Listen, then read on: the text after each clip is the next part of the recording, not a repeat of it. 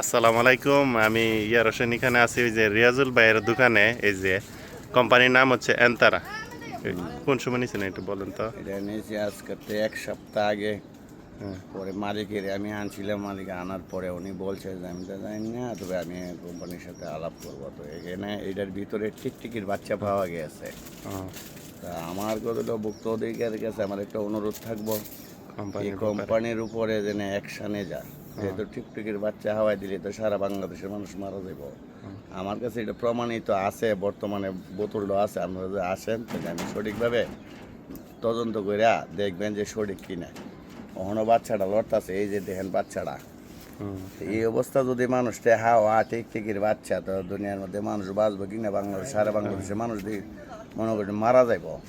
সেই হিসেবে আমি মনে করি আপনারা, আমার অনুরোধ, তাদের বিরুদ্ধে প্রয়োজনীয় ব্যবস্থা প্রয়োজনীয় ব্যবস্থা নেন। গ্রহণ করবেন। আসসালামু আলাইকুম।